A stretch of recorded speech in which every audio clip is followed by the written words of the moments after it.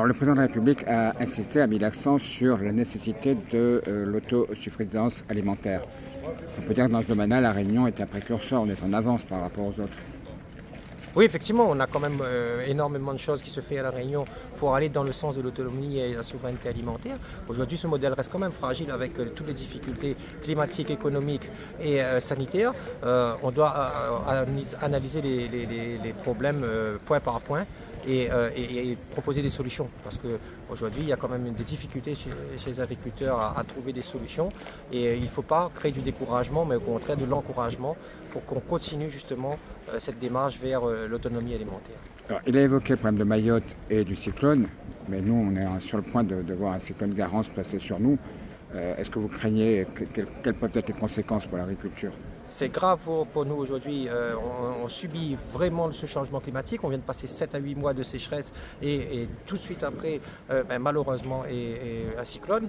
Et tout ça, voilà, ça impacte nos productions. Comment aujourd'hui, à travers des nouveaux dispositifs, on trouve des moyens pour relancer les productions rapidement, protéger nos cultures face aux conditions climatiques. Et donc c'est des sujets où il faut qu'on apporte des solutions.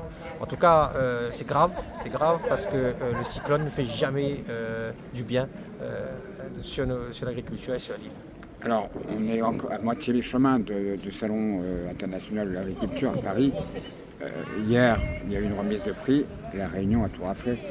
Oui, La Réunion a eu de très bons résultats et bravo à eux. On améliore d'année en année le nombre de médailles. Ça veut dire qu'on a une agriculture de qualité, une agriculture qui sait faire de l'excellence, une agriculture qui sait se montrer. Et tout ça, il faut encourager et féliciter les agriculteurs, les agricultrices, les transformateurs qui le font. Et ça veut dire qu'on a encore des marges pour pouvoir faire évoluer notre agriculture.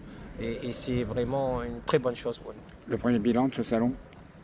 Premier bilan, une très bonne reconnaissance à travers les médailles. Le public présent, maintenant on fera le point avec les exposants pour ça. Et puis surtout des rencontres politiques, que ce soit ici le président de la République, avec le Premier ministre, la ministre de l'Agriculture, les différents partenaires parlementaires qui passent régulièrement sur nos stands. Donc c'est dans le cadre d'un moment où il y a une loi agricole qui est en train d'être discutée et validée à